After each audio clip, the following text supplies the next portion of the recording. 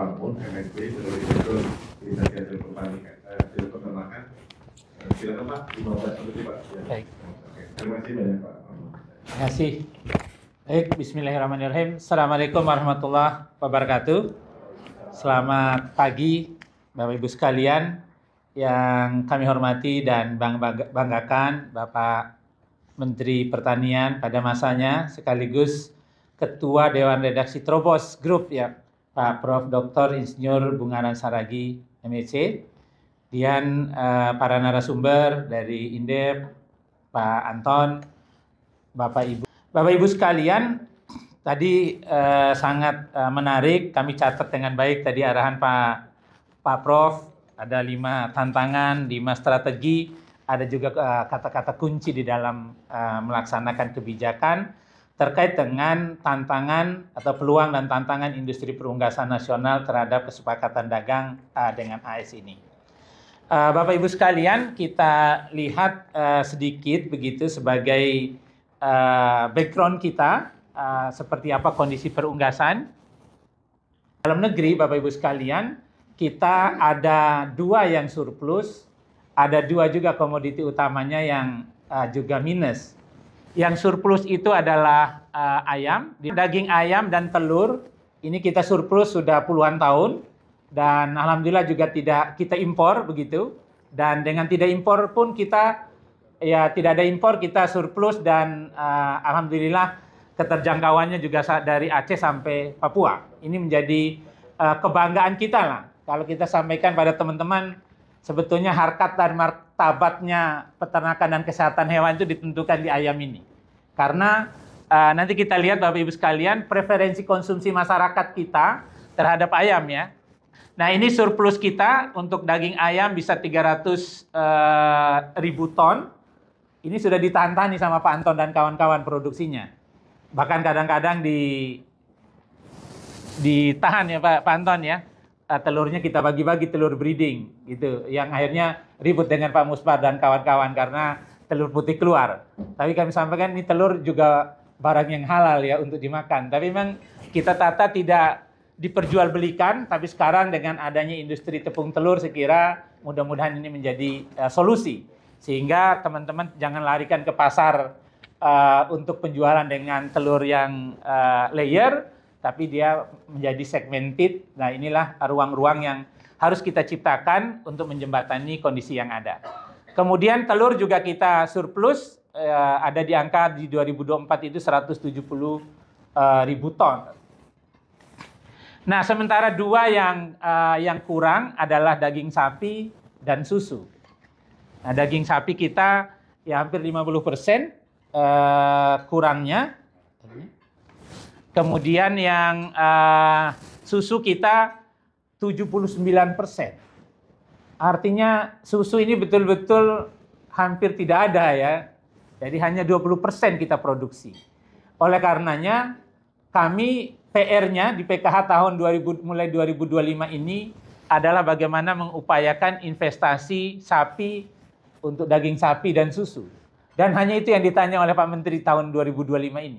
Karena memang ini yang masih sangat kurang. Karena ayam dan lain-lain itu udah makanan hari-hari begitu Pak Prof. Sehingga ini PR, dan ini Bapak Ibu sekalian terkait dengan ekspor kita. Ayam ini ternyata ekspor kita sudah beragam lah, sudah sangat banyak dan jangkauannya juga sudah luas. Ada ayam hidup dalam bentuk DOC, ini ada negara-negara tujuannya. Kemudian ada telur ayam ras, kita juga ekspor ke Timur Tengah, ke Singapura, yang terakhir ke UEA. Kemudian ada tepung telur, daging ayam ras, karkas, dan olahan. Yang terakhir kami dengan Dubes, 2 Dubes di Afrika, ini untuk membuka pasar ayam di Afrika. Ini nilai-nilai ekspor kita. Ternyata ekspor yang paling besar nilainya itu adalah ya dari sisi bumbu kaldu begitu ya, dari ayam. Itu nilainya yang sangat besar. Jadi produksi kita. Artinya banyak juga orang yang suka dengan lidah standar bumbu-bumbu kita. Itu ternyata yang sangat besar ya dibanding karkas, ayam hidup dan lain-lain. Lanjut. Nah, ini Bapak Ibu sekalian, kalau kita lihat preferensi konsumsi, saya kira ini yang menjadi hal yang penting nih. Kalau kita lihat telur di 2020 sampai 2024 ini sudah di angka 93,9% preferensi konsumsi masyarakat Indonesia. Artinya hampir seluruh rumah tangga di Indonesia ini tidak ditemukan telur di dalamnya, hampir tidak ada rumah yang tidak ditemukan. Jadi begitu besar konsumsi telur di Indonesia, artinya rumah tangga kita, dan ini kalau terjadi guncangan, ini akan menjadi masalah juga besar buat Indonesia. Karena kebutuhan protein hewaninya, supporting utamanya dan yang paling tinggi dikonsumsi adalah daging ayam dan telur. Daging ayam ada di angka 66%. Sehingga guncangan sekecil apapun, ini selalu kita hadir bersama-sama begitu untuk menyelesaikannya. Karena tadi sudah menjadi konsumsi pokok masyarakat Indonesia. Lanjut.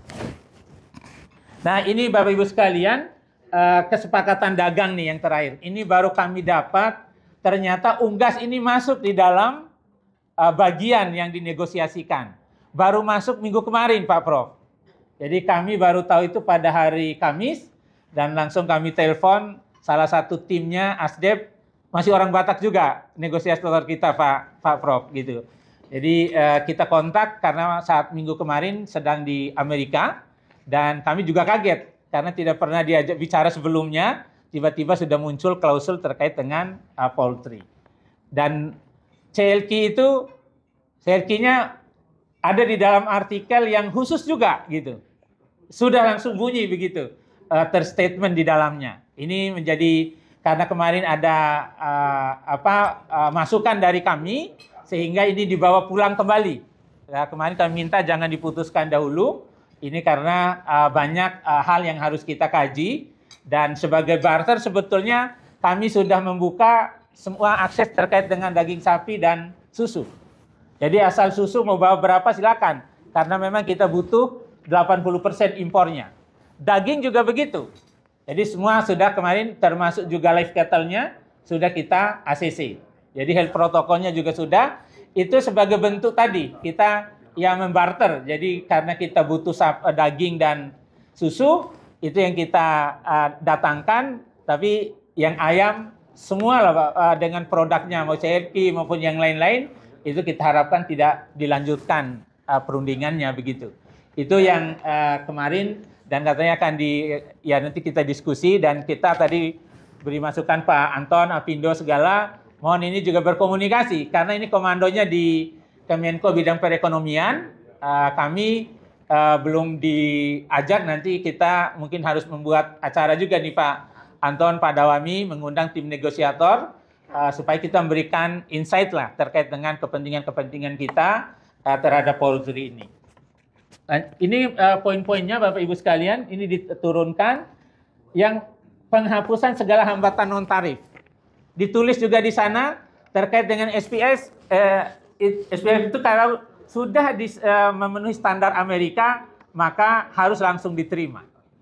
Termasuk standar halalnya, itu yang diminta.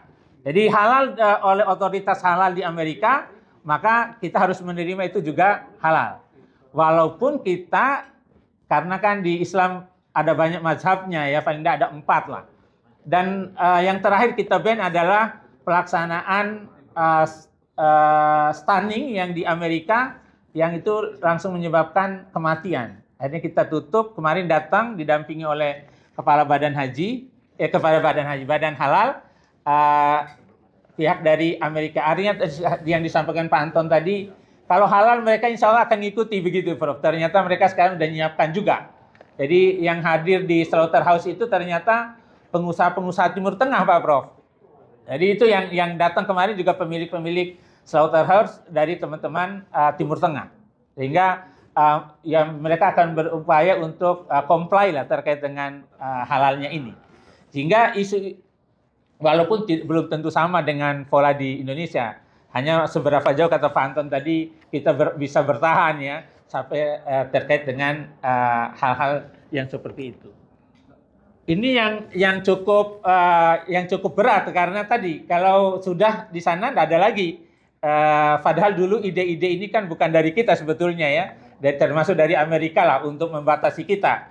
Tapi setelah kita jauh maju, malah ini sekarang ya udah saling mengakui saja begitu. Itu yang masuk dalam klausul yang disampaikan. Lanjut. 5 menit lagi ya. Baru 2 slide-nya ya. Nah ini yang ekspor tadi Bapak Ibu sekalian, yang bumbu-bumbu ini yang dari Amerika memang kita banyak pakan, kemudian susu, unggas hidupnya ini GPS yang kita impor. Jadi bukan takutnya nanti, ada unggas hidupnya. Iya, GPS-nya itu DOC, hidup dia. Jadi bukan unggas yang sudah produk ya. Iya, daging sapi, mentega, keju dan lain-lain. Kita defisit sebetulnya untuk produk peternakan. Jadi kita lebih banyak dari impor dari Amerika ketimbang kita ekspornya. Sehingga inilah juga menjadi bagian lah masukan kita kalau untuk PKH ini kan sebetulnya kita defisit juga dagangnya. Lanjut. Nah ini kalau kita lihat market share Amerika juga ke negara-negara lain ya untuk ekspor karkasnya memang sampai ke area negara Asia kelihatannya belum nyampe begitu untuk ini. Lanjut. Nah ini masalah harga tadi. Jadi kalau harga karkas sebetulnya kita masih bisa bersaing kalau dari harga karkasnya. Tapi kalau ISL kita karena preferensi ya. Jadi orang Indonesia, anak-anak kita ini hobinya makannya paha ayam dibanding dada. Sementara orang Amerika hobinya dada, buangnya pahanya. Nah, ini yang jadi masalah ini. Jadi di kita harga paha itu kan di supermarket itu kan mahal ya. Nah, sehingga tadi kalau itu datang ini dapat murah, nah ini menjadi problem buat kita lah. Lanjut. Ya ini yang CLQ dari ini di dunia. Jadi nomor 1 itu ternyata Brasil, nomor 2-nya adalah Amerika untuk CLQ ini. Kemudian tujuan impornya di negara-negara ini yang ke Asia ya baru Vietnam ya dan Filipina di sini. Lanjut. Nah ini kami coba juga di marketplace-nya. Ini perbandingan harganya. Kalau tidak ada tarifnya, ya tergantung logistik saja. Jadi kalau kita lihat harganya tipis sekali gitu. Jadi antara selisihnya tidak terlalu jauh. Nah tantangan efisiensi tadi menjadi hal yang paling ya harus kita lakukan ke depan. Lanjut. Nah ini tantangan kita Bapak Ibu sekalian nih, kalau harganya lebih mahal di Indonesia daripada di sana tentu ya. Jadi kalau 0% tadi ya Pak Anton dan kawan-kawan berat ini kita ini Pak. Jadi kalau ini berat ini. Oleh karenanya kita harus sama-sama, mumpung ada asosiasi, kita harus sama-sama memberikan masukan kepada tim negosiator kita agar betul-betul poultry ini sambil kita merapikan di dalam negeri efisiensi dan lain-lain tadi, ya ini juga harus bertahan dulu seperti yang dilakukan Pak Prof. Bungaran pada masanya. Sehingga ada kesempatan bagi kita untuk terus memperbaiki efisiensi dalam berproduksi. Lanjut. Ya ini market share di dunia ya. Amerika nomor 5. Lanjut. Ini untuk telur. Bapak Ibu sekalian, kalau selisih harga, saya kira kalau telur jauh ya. Jadi kita lebih murah telurnya Pak Musbar ini. Jadi karena kemarin juga terjadi shortage juga telur di Amerika Serikat karena adanya avian influenza. Dan oleh karenanya kita juga menjadi salah satu model di dunia dengan menerapkan vaksinasi avian influenza. Karena banyak negara kan tidak menerapkan vaksinasi dan itu menjadi alat untuk dalam SPS-nya untuk membatasi impor dari negara lain karena mereka bebas tanpa vaksinasi. Dan kita melakukannya dengan vaksinasi dan sekarang di bawah juga diakui sekarang dan didorong malahan agar negara-negara yang ada avian influenza melakukan vaksinasi. Lanjut. Ya, ini peluang kita di sini ya. Lanjut saja sampai terus. Ya, ini produksi tadi yang disampaikan Bu Lirvini, Bu Tidi, yang sekarang kan ada produk-produk yang seperti case free, ada omega 3, dan alhamdulillah kita sedang menyiapkan itu supaya klaim tadi betul-betul ada sertifikatnya, terakui, teruji gitu, memenuhi standar. Sekira ini juga segmen-segmen yang harus diciptakan sehingga tadi pasar-pasar juga terbuka lagi. Lanjut.